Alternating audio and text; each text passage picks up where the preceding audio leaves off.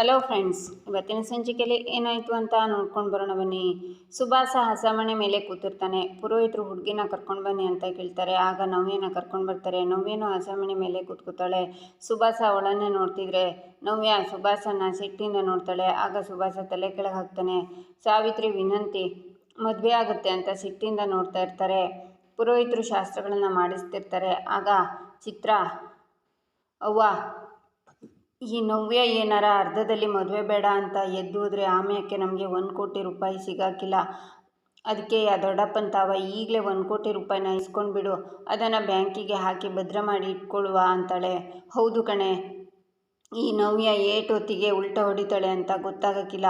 ಹೆಂಗಾರ ಮಾಡಿ ಆ 1 ಕೋಟಿ ರೂಪಾಯಿನ ನಮ್ಮ ವಶ ಮಾಡಿಕೊಂಡ್ರೆ ಸಾಕು, ಈಗಲೇ ಕೇಳ್ತೀನಿ ಇರು ಅಂತ ಈಶ್ವರಿ ಶಿವರಾಮೇಗೌಡ್ರ ಹತ್ರ ಬರ್ತಾಳೆ. ಬಾವ ಅಂತಾಳೆ. ಏನು ಈಶ್ವರಿ ಅಂತಾರೆ ಶಿವರಾಮೇಗೌಡರು. ಬಾವ ಅದು 1 ಕೋಟಿ ರೂಪಾಯಿ ಅಂತ ರಾಗ ಮಾಡ್ತಾಳೆ ಈಶ್ವರಿ. ಮೋನ, ಇವಳಿಗೆ ನನ್ನ ಮೇಲೆ ನಂಬಿಕೆನೇ ಇಲ್ಲ ನೋಡು, ನಾನೇನಾರ 1 ಕೋಟಿ ರೂಪಾಯಿನ ಕೊಡಾಕಿಲ್ಲ ಅಂತ ಈಗಲೇ ಕೇಳ್ತಾವಳೆ ಅಂತಾರೆ ಶಿವರಾಮೇಗೌಡರು. ಹಂಗೇನಿಲ್ಲ ಬಾವ, ನನ್ನ ಮಗ ಕೋಟ್ಯಾಧೀಶರನ್ನಾಗಿ ಮದುವೆ ಆಗಲಿ ಅನ್ನೋದೇ ನನ್ನ ಆಸೆ ಅಷ್ಟೇಯ ಅಂತಾರೆ ಈಶ್ವರಿ. ಆಗ ಶಿವರಾಮೇಗೌಡರು, ಅವ್ವ ಅವತ್ತು ಕೊಟ್ಟಿದ್ನಲ್ಲ 1 ಕೋಟಿ ರೂಪಾಯಿ ಚೆಕ್, ಅದನ್ನು ಕೊಡವ ಅಂತಾರೆ. ಏ ಕೋಟ್ಲೆ, ನನ್ನ ರೂಮ್ನಾಗೆ ಹಾಸಿಗೆ ಅಡುಗೆ ಆ ಚೆಕ್ಕನ್ನು ಮಡಿಗೂನಿ ತಗೊಂಡು ಬಾರ್ಲಾ ಅಂತಾರೆ ಅಜ್ಜಿ. ಹಾ ಅಮ್ಮಮ್ಮ ಅಂತ ಕೋಟ್ಲೆ ರೂಮಿಗೆ ಬಂದು ಚೆಕ್ನ ತಗೊಂಡು ಶಿವರಾಮೇಗೌಡ್ರ ಹತ್ರ ತಂದು ಕೊಡ್ತಾನೆ. ಅವತ್ತು ನನಗೆ ನಮ್ಮ ಮನೆಯವರಿಗೆಲ್ಲ ರಾಕ್ಷಸ ಹುಳ ಕಚ್ಚಿ ಸಾವು ಬದುಕಿನ ನಡುವೆ ಹೋರಾಡ್ತಿರ್ಬೇಕಾದ್ರೆ ಕಾಡು ಒಳಕ್ಕೆ ನುಗ್ಗಿ ತನ್ನ ಜೀವನ ಒತ್ತೆ ಇಟ್ಟು ನಮ್ಮೆಲ್ಲರನ್ನ ಬದುಕಿಸ್ಲೇಬೇಕು ಅಂತವ ಮದ್ದನ್ನು ತಂದು ನಮ್ಮೆಲ್ಲರ ಪ್ರಾಣ ಕಾಪಾಡಿದವನು ಈ ಸುಭಾಸ. ಇವನಿಲ್ಲ ಅಂತಿದ್ದಿದ್ರೆ ಅವತ್ತೇ ನಮ್ಮ ಪರಿಸ್ಥಿತಿ ಎಲ್ಲ ಕಷ್ಟ ಇತ್ತು, ನಾವು ಬದುಕಿ ಹೀಗೆ ಇಲ್ಲಿ ನಿಂತಿರ್ತಿರ್ಲಿಲ್ಲ. ಅದಕ್ಕೆ ನಾನಿವತ್ತು ಸುಭಾಸಂಗೆ 1 ಕೋಟಿ ರೂಪಾಯಿ ಚೆಕ್ ಉಡುಗೊರೆನ ಕೊಡ್ತಾ ಇವನಿ ಅಂತಾರೆ. ಆಗ ಈಶ್ವರಿ, ಈ ಭಾಷಣ ಎಲ್ಲ ಯಾಕೆ, ಬೇಗ ಕುಡಿ ಬವ ಅಂತ ಚಡಪಡಿಸ್ತಿರ್ತಾಳೆ. ಗೋವಿಂದ, ನೀನು ಬರಲ್ಲ ಈ ಚೆಕ್ನ ತಗೊಳ್ಳೋಕ್ಕೆ ಅಂತಾರೆ ಶಿವರಾಮೇಗೌಡರು. ಆಗ ಈಶ್ವರಿ, ಗೋವಿಂದ ಸುಭಾಸನ ಪಕ್ಕ ನಿಂತ್ಕೋತಾರೆ. ತಡೀರಿ ಬಾವ, 1 ಪಟ ತಕ್ಕೊಳ್ಳುವ ಅಂತಾರೆ ಗೋವಿಂದ ಅದೆಲ್ಲ ಯಾಕ್ಲಾ ಅಂತಾರೆ ಶಿವರಾಮೇಗೌಡರು. ಇನ್ನೇನು ಶಿವರಾಮೇಗೌಡರು ಚೆಕ್ನ ಕೊಡಬೇಕು ಅನ್ನುವಾಗ ಭದ್ರ ಮತ್ತು ಸಾಧುಗಳು ಮತ್ತು ಅವ್ರ ಮಗಳ ಜೊತೆ ಬಂದು ನಿಲ್ಲಿಸಿ ಅಂತ ಹೊರಗಡೆಯಿಂದನೇ ಕೂಗ್ತಾನೆ. ಎಲ್ಲರೂ ಶಾಕ್ನಿಂದ ನೋಡ್ತಾರೆ. ಯಾರದು ನಿಲ್ಲಿಸಿ ಅಂತ ಹೇಳಿದ್ದು ಅಂತ ಅಮ್ಮಮ್ಮ ಕೇಳ್ತಾರೆ.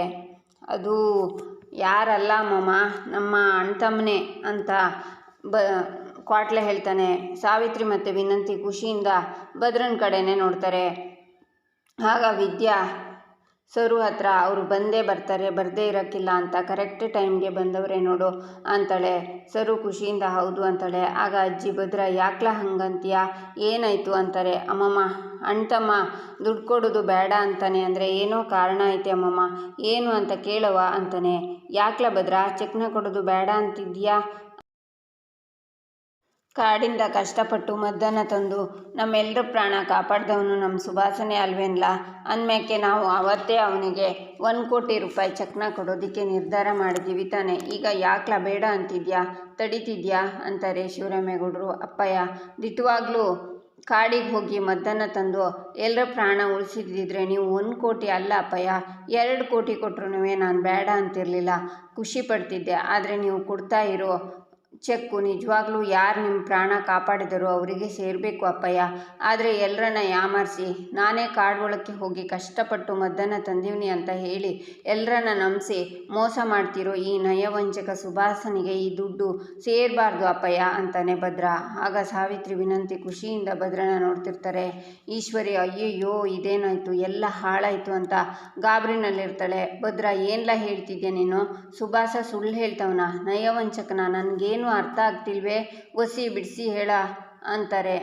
ಈಶ್ವರಿ ಇನ್ನು ಸುಮ್ಮನೆ ಇದ್ದರೆ ಎಲ್ಲ ಕೆಟ್ಟೋಯ್ತದೆ ಅಂತ ಅಂದ್ಕೊಂಡು, ಅಯ್ಯೋ ಬಾವ, ಈ ಭದ್ರ ಆರೋಪ ಮಾಡ್ತಿರೋದು ಸರಿನಾ ಬಾವ, ಆ ದಟ್ಟವಾದ ಕಾಡೊಳಕ್ಕೆ ಹೋಗಿ ಕಾಡು ಪ್ರಾಣಿಗಳ ಮಧ್ಯದಲ್ಲಿ ತನ್ನ ಪ್ರಾಣನ ಒತ್ತೆ ಇಟ್ಟು ಮದ್ದನ್ನು ತಂದು ನಿಮ್ಮೆಲ್ಲರ ಜೀವನ ಉಳಿಸಿರೋ ನನ್ನ ಮಗನ ಮೇಲೆ ಈ ಆರೋಪ ಹೇಳೋದು ಸರಿನೇ ಬಾವ. ಅವನಿಗೆ ನೀವು 1 ಕೋಟಿ ರೂಪಾಯಿನ ಕೊಡ್ತಾ ಇರೋದನ್ನು ಭದ್ರಂಗೆ ಸಹಿಸ್ಕೊಳ್ಳೋಕ್ಕೆ ಆಯ್ತಿಲ್ಲ. ಯಾಕ್ಲಾ ಭದ್ರ, ಅವನು ನಿನ್ನ ತಮ್ಮ ಅಲ್ವೇ, ಅವನು ಮದುವೆ ಮಾಡ್ಕೋತಾವನೆ, ಬೀಗ್ರ ಮುಂದೆ ಎಲ್ಲ ಈ ರೀತಿ ಅವಮಾನ ಮಾಡೋದು ಸರಿನೇ, ನೀವೇ ಹೇಳಿ ಬಾವ.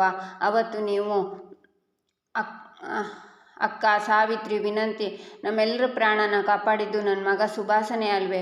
ನಾವು ಅದನ್ನು ಕಣ್ಣಾರೆ ಕಂಡಿವ್ನಿ ಅಲ್ವೇ? ನೀವೇ ಹೇಳಿ ಅಂತ ಈಶ್ವರಿ ಅಳ್ತಾರೆ. ಈಶ್ವರಿ, ಸುಮ್ಮನಿರು, ಯಾಕ್ಲ ಭದ್ರ, ಅವತ್ತು ಸುಭಾಸನೇ ಅಲ್ವೇ ಮದ್ದನ್ನು ತಂದು ನಮ್ಮೆಲ್ಲರ ಪ್ರಾಣನ ಕಾಪಾಡಿದ್ದು?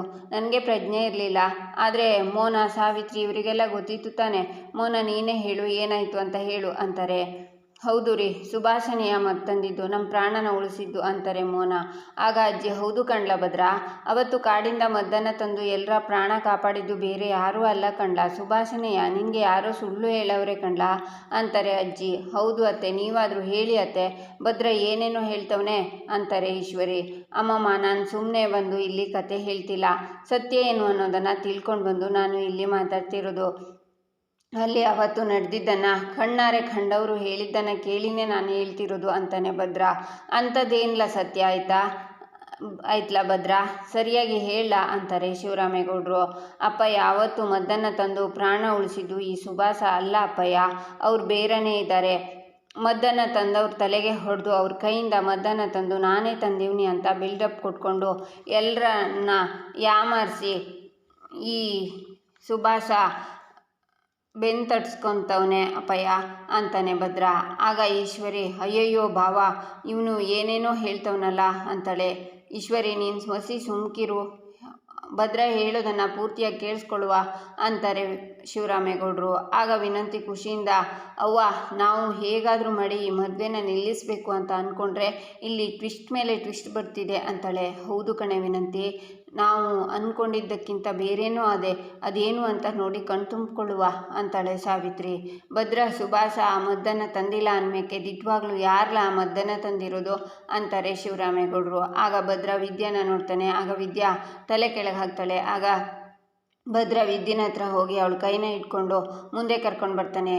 ಅವ್ವ, ಹೋಯ್ತವ್ವ, ಎಲ್ಲ ಹಾಳಾಗೋಯ್ತು ಕಣವ್ವ, ಎಲ್ಲ ಹಾಳಾಗೋಯ್ತು ಅಂತ ಚಿತ್ರ ಹೇಳ್ತಾಳೆ. ಈಶ್ವರಿನು ಶಾಕ್ನಿಂದ ನೋಡ್ತಿರ್ತಾಳೆ. ತನ್ನ ಹೊಟ್ಟೆನಲ್ಲಿ ಮಗು ಐತೆ ಅಂತ ಗೊತ್ತಿದ್ರೂ ಕಾಡಲ್ಲಿ ಕಾಡು ಪ್ರಾಣಿಗಳು ಅವಿಂದ ಅಪಾಯ ಆಗ್ತದೆ ಅಂತ ಗೊತ್ತಿದ್ರೂ ತನ್ನ ಮನೆಯವರನ್ನೆಲ್ಲ ಉಳಿಸ್ಲೇಬೇಕು ಅನ್ನೋ ಕಾರಣಕ್ಕೆ ತನ್ನ ಪ್ರಾಣನ ಲೆಕ್ಕಿಸದೆ ಕಾಡು ಹೋಗಿ ಮದ್ದನ್ನು ತಂದಿರೋದು ಈ ವಿದ್ಯಾನೇ ಅಂತಾನೆ ಭದ್ರ. ಆಗ ಈಶ್ವರಿ ಶಾಕ್ನಿಂದ ನೋಡ್ತಿದ್ರೆ ಎಲ್ಲರೂ ಆಶ್ಚರ್ಯಪಡ್ತಾರೆ. ಏನ್ಲ ಭದ್ರ, ಏನು ಹೇಳ್ತಿದ್ಯಾ ಅಂತಾರೆ ಶಿವರಾಮೇಗೌಡರು. ಹೌದು ಅಪ್ಪಯ್ಯ, ರಾಕ್ಷಸ ದುಂಬಿಗಳನ್ನು ಲೆಕ್ಕಿಸದೆ ಅವುಗಳ ಗೂಡಿಂದ ಮದ್ದನ್ನು ತಂದಿರೋದು ವಿದ್ಯಾನೆ ಅಪ್ಪಯ್ಯ. ಅವಳು ಮದ್ದನ್ನು ತನ್ನ ಬ್ಯಾಗಲ್ಲಿ ಇಟ್ಕೊಂಡು ಜಾಗ್ರತೆಯಿಂದ ಬಂದು ನನ್ನ ಕೂಗಿ ಕರಿತಿರುವಾಗ ಈ ನಯವಂಚಕ ಸುಭಾಸ ಹಿಂದ್ಗಡೆಯಿಂದ ಹೋಗಿ ವಿದ್ಯಾ ತಲೆಗೆ ಹೊಡೆದು ಅವಳು ಪ್ರಜ್ಞೆ ತಪ್ಪಿ ಬಿದ್ದಿದ್ರೂ ಅದನ್ನು ಲೆಕ್ಕಿಸದೆ ಅವಳ ಬ್ಯಾಗ್ನಲ್ಲಿರೋ ಮದ್ದನ್ನು ತಗೊಂಡು ಬಂದು ಇಲ್ಲಿ ಎಲ್ಲರ ಪ್ರಾಣ ಉಳಿಸಿ ತಾನೇ ತಂದೀವ್ನಿ ಮದ್ದನ್ನು ಅಂತ ಎಲ್ಲರ ಹತ್ರ ಬಿಲ್ಡಪ್ ಕೊಟ್ಬಿಟ್ಟ ಅಂತಾನೆ ಭದ್ರ. ಆಗ ಈಶ್ವರಿ, ಸುಳ್ಳು ಸುಳ್ಳು ಸುಳ್ಳು ಹೇಳ್ತವನೆ ಭದ್ರ. ಲೋ ಭದ್ರ, ನಿನ್ನ ಹೆಂಡ್ತಿನ ಒಳ್ಳೆಯವಳು ಮಾಡಿಸೋದಕ್ಕೋಸ್ಕರ ಇಷ್ಟೆಲ್ಲ ಕತೆ ಕಟ್ತಿದ್ಯಾ ನೀನು? ನಿನ್ನ ಹೆಂಡ್ತಿನ ಶಾನೆ ಪಿರುತಿ ಮಾಡ್ತೀಯ ಅಂತ ಗೊತ್ತು ಕಣ್ಲ. ಹಾಗಂತ ನನ್ನ ಮಗನ ಜೀವನನ ಹಾಳು ಮಾಡಿ ಅವಳನ್ನು ಒಳ್ಳೆಯವಳನ್ನಾಗಿ ಮಾಡೋಕೆ ನೋಡ್ತಿದ್ಯಲ್ವೇ? ಅದಕ್ಕೆ ನನ್ನ ಮಗ ಕಷ್ಟಪಟ್ಟು ತಂದಿರೋ ಮದ್ದನ್ನು ಅವಳೇ ತಂದವಳೆ ಅಂತ ಸುಳ್ಳು ಹೇಳ್ತಿದ್ಯಾ? ಒತ್ತಾರೆಯಾಗಿ ನಿನ್ನ ಹೆಂಡ್ತಿ ಒಳ್ಳೆಯವಳು ಅಂತ ಎಲ್ಲರೂ ಹೊಗಳಬೇಕು. ಆಟೆಯ 1 ಕೋಟಿ ರೂಪಾಯಿನೂ ಸೇಫಾಗಿ ಇರಬೇಕು ಅಂತ ತಾನೇ ಈ ನಾಟಕ. ಬಾವ, ನೀವು ನನಗೆ 1 ಕೋಟಿ ರೂಪಾಯಿ ಕೊಡ್ತೀನಿ ಅಂದಾಗ ಖುಷಿನೇ ಆಗಿತ್ತು.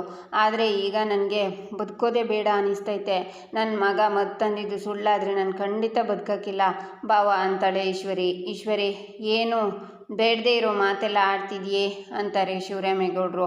ಹಾಗಾದರೆ ಇದಕ್ಕೆಲ್ಲ ಸಾಕ್ಷಿ ಇದೆಯಾ ಬಾವ? ಇದ್ರೆ ತೋರಿಸಿ ನೋಡುವ.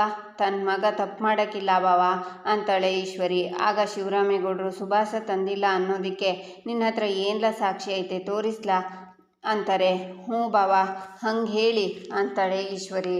ನನ್ನ ಹತ್ರ ಸಾಕ್ಷಿ ಐತೆ, ಅದನ್ನು ತರೋದಕ್ಕೆ ನಿನ್ನೆ ರಾತ್ರಿ ನಾನು ಆ ಕಾಡು ಹತ್ರಕ್ಕೆ ಹೋಗಿ ಅಲ್ಲಿರೋ ಸಾಧುಗಳನ್ನು ಭೇಟಿ ಮಾಡಿ ವಿಷಯನೆಲ್ಲ ತಿಳ್ಕೊಂಡಿವ್ನಿ. ಅವತ್ತು ವಿದ್ಯೆನ ಕಾಪಾಡಿದ್ದು, ನಿಮ್ಮನ್ನು ಕಾಪಾಡಿದ್ದು ಈ ಸಾಧುಗಳೇ ಅಪ್ಪಯ್ಯ. ಅವ್ರ ಮಗಳು ಕಣ್ಣಾರೆ ಈ ಸುಭಾಸ ಮಾಡಿರೋ ಘನಂದಾರಿ ಕೆಲಸನ ನೋಡವಳೆ ಅಂತಾನೆ ಸಾವಿತ್ರಿ ಹತ್ರ. ಅವ್ವ, ಸ್ಟೋರಿ ಒಳ್ಳೆ ಇಂಟ್ರೆಸ್ಟ್ ಆಗದೆ ಅಂತಾಳೆ. ಹ್ಞೂ ಕಣವ, ಸೀರು ಮುಂದೇನಾಯ್ತದೆ ನೋಡುವ ಅಂತಾಳೆ ಸಾವಿತ್ರಿ. ಆಗ ಭದ್ರ ಸಾಧುಗಳ ಮಗಳ ಹತ್ರ ಅವ್ವ ಅವತ್ತು ಕಾಡಿನೊಳಕ್ಕೆ ನೀನು ನೋಡಿದ್ದು ಸತ್ಯನ ಹೇಳವ್ವ ಅಂತಾನೆ.